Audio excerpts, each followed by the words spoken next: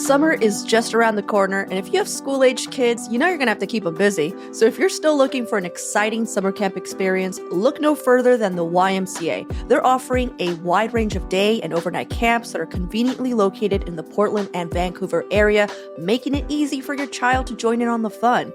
They have various activities and experiences tailored to different interests and ages, and always in a safe and nurturing environment.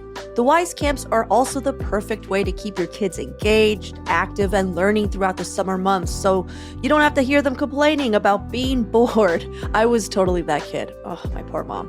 To learn more, visit ymcacw.org/camps. That's ymcacw.org/camps.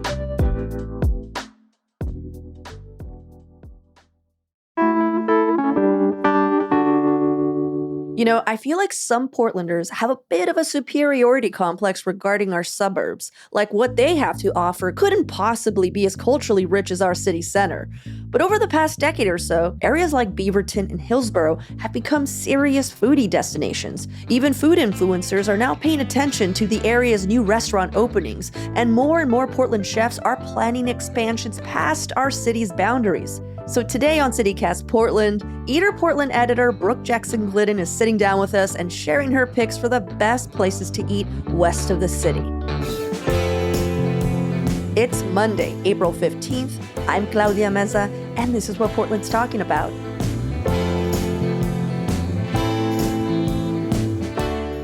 Brooke, what makes the food scene in Beaverton and Hillsborough so different from Portland and yet so special? I mean, I think that it's been really cool to see how the culinary scene there has shifted over time. I think for a number of reasons, both in terms of recruiting for specific companies out there and just the general sort of pushing of populations outside of Portland city center. You have quite a few specific cultural hubs there. Mm-hmm. And that means that you have a lot of really exciting foods from around the world in that area.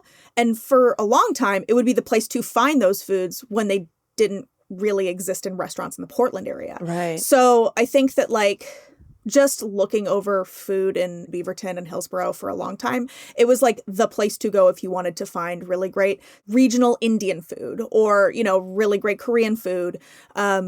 For a long time, I believe it was the only place that had a Puerto Rican restaurant in Greater Portland, if I remember correctly. And I think over time, as there's been more interest, as more people have moved to Beaverton, as there's been more investment, you just also are seeing Portland chefs getting excited about that area as well. And there are some really cool restaurants that have opened there recently that are adding something else to the Beaverton scene that there just hasn't been historically. So now you have this really exciting mix of all sorts of different types of restaurants. You have places where you can go and get just a really quick snack, or you can go and get a tasting menu, and that whole range is right there. Just a quick drive away from downtown Portland. Do you want to talk about some of your favorite places to eat in that area? Just some top picks? Yeah, easily. I think there's just so much to cover. Mm-hmm. So I'm going to try to give people a couple of different tastes of different kinds of things you can have there. But I'm so sorry this is such a gross, shameless plug, but we recently updated our Beaverton map, and it was so fun to research because there's just so much there. Mm-hmm. So, I think, we've been talking about Korean, so I do feel kind of compelled to mention some Korean spots. I think the one that people have been talking about a lot right now is Kordam. It is a newer Korean restaurant in that area, and it's become wildly popular, at the point where there's now 1 or 2 hour long waits. So it's really, you should get there before open. Mm-hmm. But what I really like about it is they have this really wide selection of banchan, so the little snacks that you eat while you have a meal, and they have things like that raw marinated spicy crab that people have been really seeking out, lots of really cool stuff. I really they make a yukgaejang kalguksu or knife cut noodles. They're putting them in this spicy beef soup. So it's really, really good. And I think it's well balanced by the banchan there. So I think that's typically my move there. For something that's been there longer, I really like Always Spring. It's kind of in the G-Mart there. So not the H Mart, but the G Mart in that area. Oh, I know about that G Mart. Yeah. You know about the G Mart. They have that little restaurant there. It's called like Spring or Always Spring. I think the name has changed over time. But they make one of my favorite sundubu jjigaes there. So like that, like if you like that soft tofu stew. Tofu jjigae, yeah. Yeah, super, super tasty. I really like it's comfort food. And in the summers, they're naengmyeon, so like cold noodles, really tasty. So that's kind of what comes to mind for me for Korean food. Well, let's talk about Indian food as well. Because, I mean, to be honest, like if we're going to go into Korean food, we have so many amazing Portland Korean food influencers that like 100%. freaking kill that shit. And to be honest, I'm like, we're going to have them on. Like, for one, I know that Eater just did something with the Korean mama. I'm so hungry. Yeah, so the Korean mama, actually, that was such a fun interview we just did. She's lived in the Portland area for like 3 decades, and she actually used to run a restaurant in Beaverton. Wow. They had like a burger place. It was either in Beaverton or Hillsborough, and now goes out to eat with her son all the time, and they're really, really sweet if you don't follow them already. But also you'll find really great Korean food recommendations from them in that area, and also just recommendations in that area too. Yeah, which is awesome. And then also there's another Beaverton Korean food influencer named Yvette Chow, but Chow is spelled, like Italian Chow. We'll link all this. So if you want to go deeper with Korean food in Beaverton, those are some 2 wonderful resources.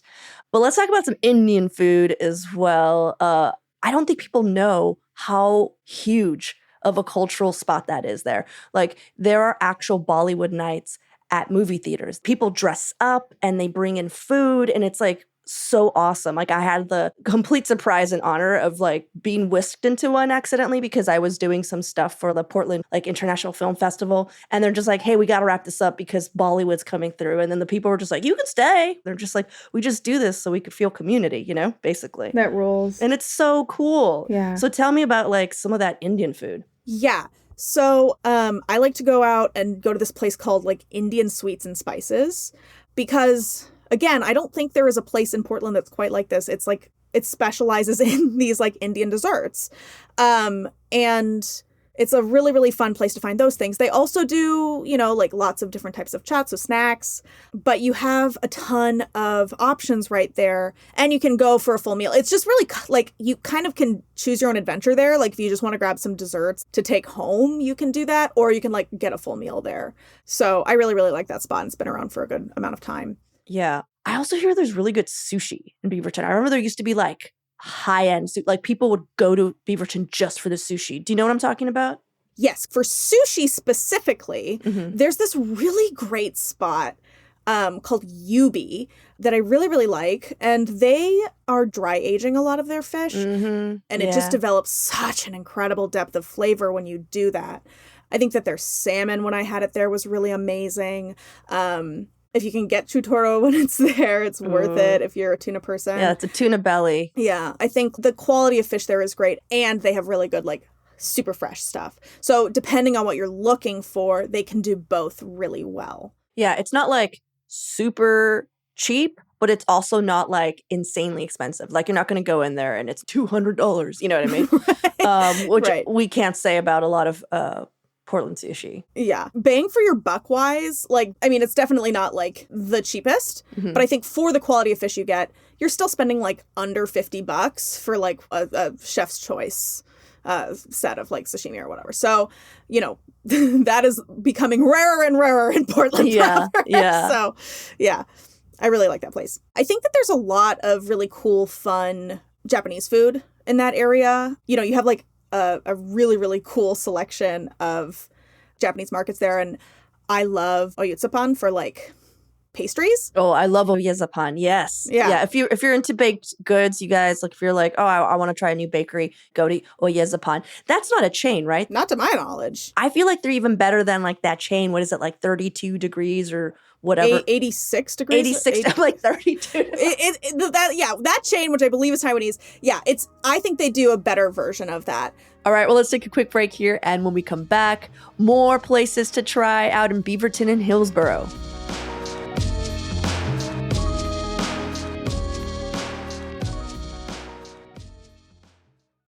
This episode is brought to you by ShipStation.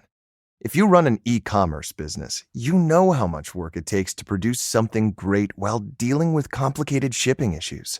That's why over 130,000 companies have turned to ShipStation, an innovative tool that allows you to focus less on shipping and more on building your brand. With ShipStation, you can manage orders, label printing, reporting, and customer service on one easy-to-use dashboard. You'll reduce warehouse costs with reliable enterprise solutions and save thousands on shipping costs with discounts up to 89% off. Plus, you can effortlessly import orders from everywhere you sell online. So, turn your shipping challenges into opportunities for growth. Go to ShipStation.com and use code POD to sign up for your free 60-day trial. That's ShipStation.com, code POD.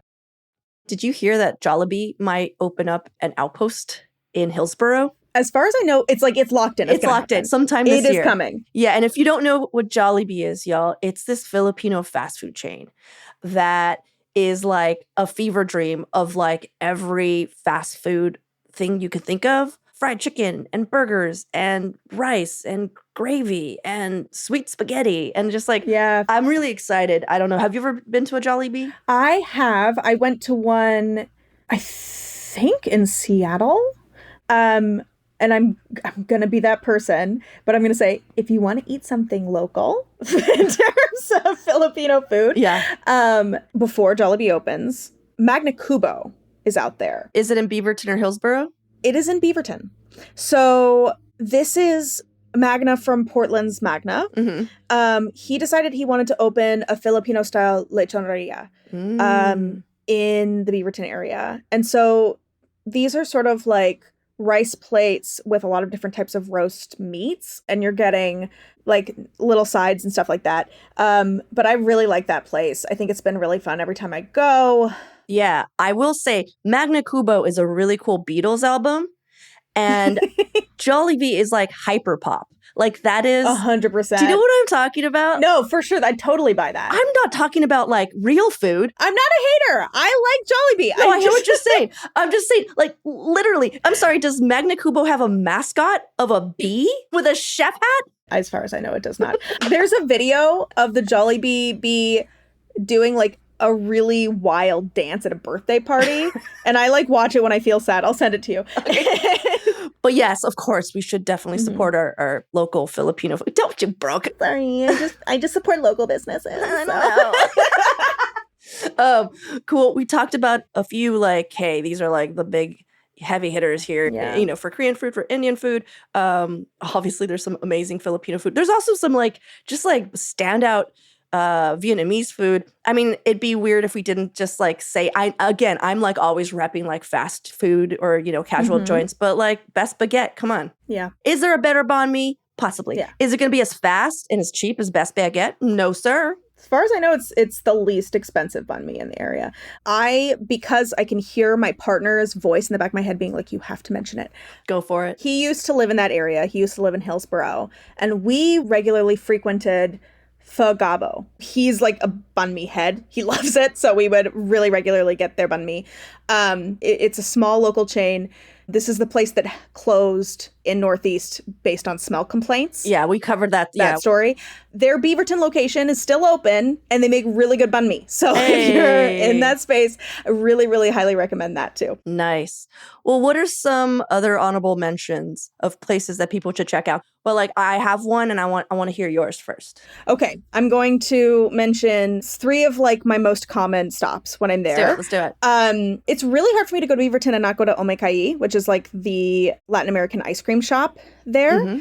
Just really an astounding array of different flavors of ice cream there, including flavors like soursop and stuff.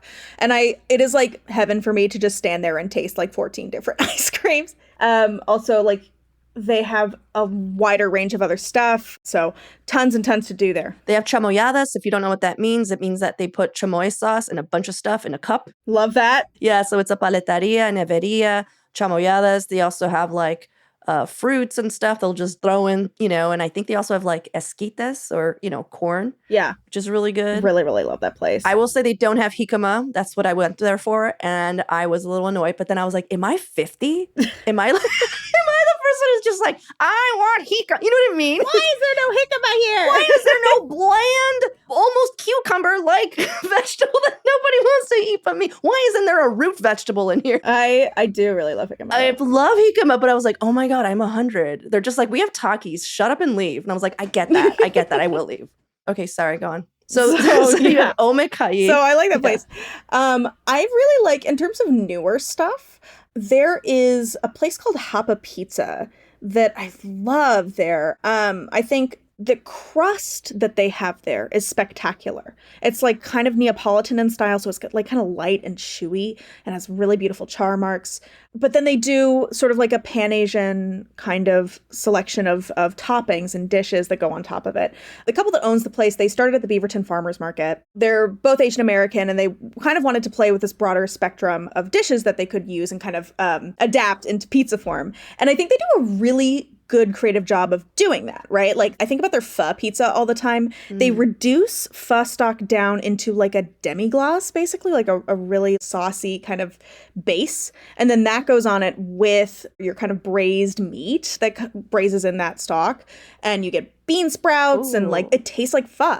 I've had versions that are like massaman kind of adjacent. I've had a banh mi pizza there. Their specials change pretty frequently. It's just like one of the better pizza places. You know what I mean? And I also, I recently had a really lovely meal at a place called Dawn's Favorite Foods. Tell me about Dawn's Favorite Foods. I'm Googling this because what in the heck? So this is definitely a newer place. It's from a guy named Don Salamone who owns Burger Stevens. But he actually grew up on the East Coast in like an Italian-American family and worked in these like fine dining places. And I think very much left fine dining to like do burgers, right? He was like not interested in doing the fancy thing. But I think like over time, he kind of missed that kind of experience and also like missed his like the foods he ate growing up. This looks so cool. I'm sorry. I just looked at it and it does have that feeling like I'm in like an old New York kind of old school Italian restaurant, basically. Right. Yeah, that looks so cool. It's like wood paneled. Yeah, 100% wood paneled. Like it feels, you're in there and you're like, I am in a 70s den right now. Yeah, like I'm drinking a Manhattan out of like a thick glass. Oh, I want to go right now. And like it is a tasting menu restaurant, but it's not like fussy or pretentious. It's very much like you're eating like just really good brajol and you're eating like really good handmade pastas. Yeah. It's like what you thought of as fancy in like 1966, sort of, you know, you're eating popovers and you're eating like olive salad, but the food is comforting and good. You're not like at a tasting menu like Michelin vibe. It's more like you're at a really fun dinner party. Oh, babe, I'm going this weekend. Are you kidding me? Are you fun. freaking kidding me? This is awesome.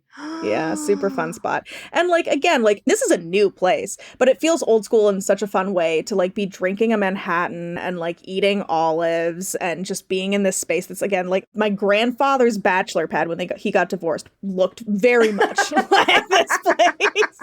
So I really like the vibe in there. It's just this sweet little spot again in that kind of downtown area. I will say it is on the pricier side because it's like a, fixed menu. It's tasting menu. So one thing, all the places that we're telling you, they're kind of around Canyon Boulevard and they're kind of walking distance. So when we went to Coradam and we were waiting, we went to, the Paleteria Omekayi, what we just spoke of. And then we also went to Bootlegger's Whiskey Bar, which I've never been there. It's one of the better cocktails I've had at Beaverton. I just wanted to shout out Bootlegger's Whiskey Bar because if you are like waiting 2 hours to eat some mandu at Coradam or Whiskey First. Yeah, or anywhere else.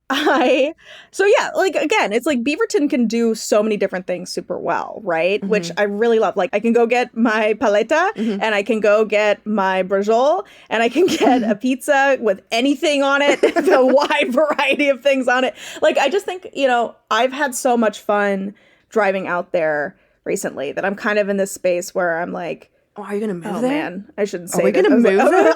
It almost fell out of my mouth. Are we moving to Beaverton? I think my partner would be so mad.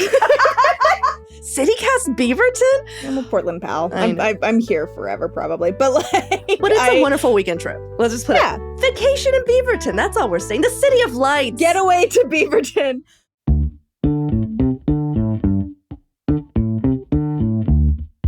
That's all for today here on CityCast Portland. Thanks so much for listening. If you enjoyed the show, please share it with a friend, rate or leave us a review. It really does help us out.